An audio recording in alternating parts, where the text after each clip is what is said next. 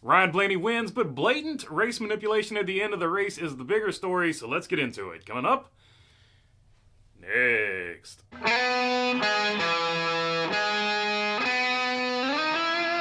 What's going on, everybody? Hope you're doing good today. All right, Ryan Blaney does it again at Martinsville. He did it last year. He won the race to get into the Final Four. He does it again this year, wins the race to get to the Final Four, and proves once again that when the lights shine the brightest, when you need a clutch performance, the 12-car driver is there to do it. And he gets to defend his title now in Phoenix, which should be the bigger story. The win is number 13 for him, and it ties him for 59th all-time with William Byron, Tim Richmond, and Raffman there. So good win for him, big for him. But like I said a minute ago, the overwhelming story, once again, a Blaney win. A Blaney win is getting overshadowed by some drama that happened on the racetrack. And so that's why I wanted to start this video basically saying, look, Ryan Blaney did a great thing. He showed up in the biggest moment and won the race because he should be getting all the credit, and we really should be talking about how big of a moment this was, but unfortunately we're not. So let's get to the top 10, and then we will talk about the blatant race manipulation that went on in this race.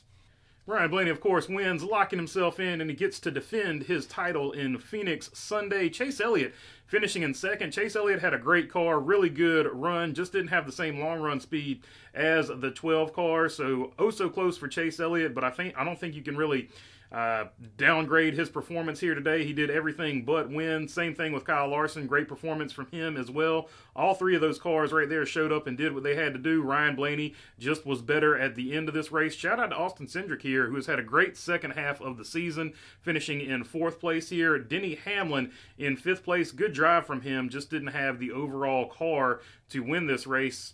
And it's just amazing, really, that he finished 5th after having to put that car back together, or his team having to put that car back together. William Byron finishing in 6th place here. Good run for him, but this is kind of where the controversy starts. He sort of bent some of the steering mechanisms in his car and wasn't, or the toe got knocked out or whatever happened.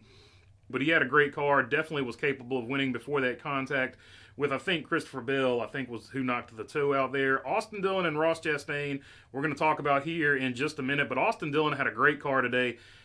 Probably could have got a top 5 if he was so motivated. Like I said, we're going to talk about that here in just a minute. Brad Keselowski in 9th place. He had some thoughts on the race today, too, that we're going to cover as well. Joey Logano in 10th place, probably doing some R&D for Team Penske.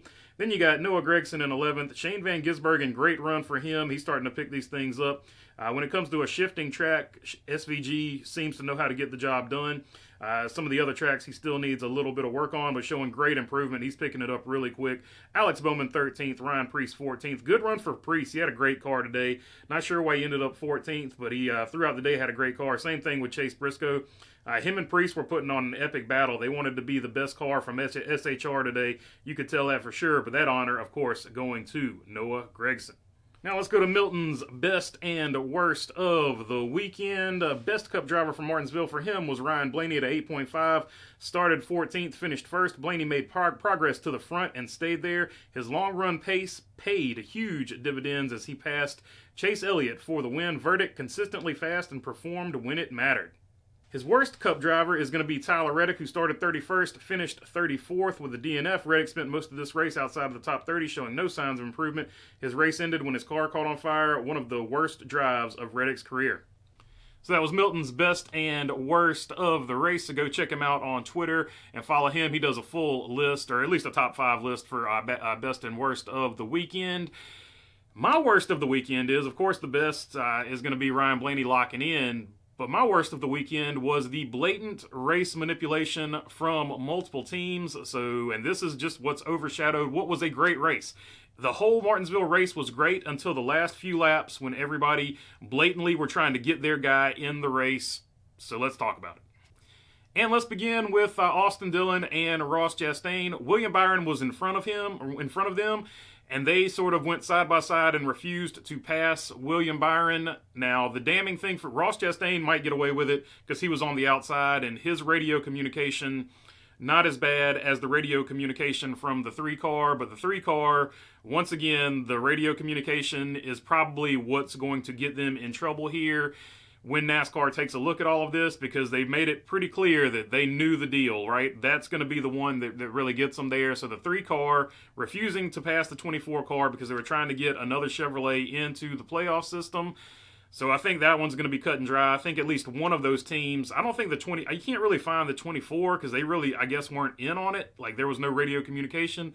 But the 3 car for sure, possibly the 1 car. But yeah, we're probably looking at some type of penalty here. Then there was the Bubba Wallace, the 23 car from 2311. There was his deal where he said he had a tire going down. But you can hear the radio communication the entire time. They're talking about where the 20 car is at, what the 20 car's situation and points is. So there's a good chance, and well, just to be fair, their owner is also suing NASCAR. So there is a very good chance that they're also going to get a fine from NASCAR, just like the 3 car and possibly the 1 car. So we're definitely looking at them getting a fine. Just to clear it up, he slowed down dramatically at the end of the race. He claimed he had a tire going down. NASCAR has torn that car apart. They're making sure that he had no tires down. The spotter came over the radio and said, you don't have any tires down. So NASCAR did take that car and tear it all the way apart. So if nothing on that car failed, I would expect a fine for the 23 car there because, once again, also of their radio communication. And then let's go on to Christopher Bell, who basically rode the wall. He rode the wall all the way from, I guess, the middle of the turn. As he was sort of going, he was trying to avoid or miss Bubba Wallace, who just drifted up the track. And so the 20 car hit the wall and gassed up. Now, kind of chintzy, but it is letter of the law because of the Ross Chastain Hail Melon. Letter of the law, he did ride the wall. He did gas up on the wall. And you can't appeal it. NASCAR did tell Joe Gibbs you can't appeal it because it's a safety issue. So there is no appealing it. And letter of the law, he did violate the policy there. So he lost whatever points he loses for that on that deal. So he got penalized as well. So that one for sure we know is going to be a penalty. And just to sort of cut to the chase and sort of get the BS out of the way, online you basically see all the Chevrolet guys saying, hey, Toyota cheated. And basically all the Toyota guys are saying, hey, Chevrolet cheated. And all the Ford guys are like, thank God we're not in this, right? So that seems to be the vast majority of the conversation. But I don't think that I'm not surprised that either one of these teams had these plans in place probably well before the race started. It doesn't surprise me at all. And instead of arguing about who's more at fault or who should be in or who should be out of the playoffs, did do a poll question on the live stream last night saying what would you do, and gave the options that would you let Bell back in, or would you put Byron in? Would you suspend both of them and only have 3 cars in the Final 4, or would you just go to the next man up, who in this situation would be Kyle Larson? And most people went to next man up. They would toss the 24 out. They would also toss the 20 out, and then the next man up in the points would be Kyle Larson. So that, according to the poll last night, that's what most people were feeling. So instead of arguing back and forth about that, because I feel like I covered it last night, I think the bigger issue here is the actual playoff system itself. We wouldn't have to even talk about this if we had a different playoff system or if we had season-long points, right? So either team you're on here, season-long points or the playoff system, the playoffs, at least in this particular configuration, seem to be the bigger problem, and they're not getting talked about as much. Instead, what you see is a lot of back and forth between fans that want their driver in the Final 4, right? So NASCAR is sort of getting bailed out by those fans that want their driver in the Final 4, but the playoffs here are the overall bigger problem. And I'm just going to read off a few quotes here. This is from Landon Huffman. So Bell gets tossed for riding the wall, but Byron gets his spot after Chevy displays heavy manipulation. Toyota displays manipulation.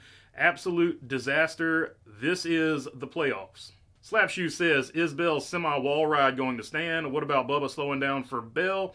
What about Chastain and Dillon holding up traffic too wide for Byron? This is the type of stuff that the playoffs encourage. What happened today shouldn't surprise anyone. Then Brad Keselowski, I got this quote from Motor Stardom. This should be the last straw on the camel's back for the playoffs. And on this particular issue, this is exactly where I stand on it. The playoffs in their current configuration are what caused this. NASCAR can put any rules into place. They can give out any number of fines that they want to give out. But at the end of the day, when your championship is decided by one race, the teams are going to do whatever they have to do to get into that last race. It's sort of like Willy Wonka and the Chocolate Factory. Back in the day, if you remember that show or that movie, all those people were doing all kinds of crazy stuff to get that final ticket, to get the golden ticket, to get into the factory. NASCAR has now turned their playoff system into Willy Wonka and the Chocolate Factory, where teams and manufacturers will do whatever they have to do, whether it's legal, whether it's good for the sport, whether it's even real racing, because NASCAR has skewed so far towards entertainment that legitimacy or meritocracy, whatever you want to call it, is no longer a part of the championship system. So it's basically do whatever you got to do, however you got to do it to get to the championship race, because that one race is the only race on the entire schedule that matters, except for the race win to get into the playoffs and whatever race wins or points you have to accumulate to get to that final race. And so the playoff system itself is the problem. So I'm not going to spend a whole lot of energy and effort saying this guy should get punished and penalized for that because of what happened to Clint Boyer in 2014 or 2013 or whenever that happened. I'm not even going to go down that route, because the underlying problem, the overlying problem, is the playoffs in its current configuration. All right, another positive, spirited, and uplifting video. It sucks, but it is what it is. You got to call it like you call it. All right, that's all I got for you on this one. If you made it this far, I would love to have your subscription. If not, I'll just keep making these things. If you're already subscribed, you know I appreciate you guys as well. If you got a question, comment, or anything like that, leave it down in the comment section. I'm going to try to get to as many of them as I can. And other than that, thanks for your time. Peace.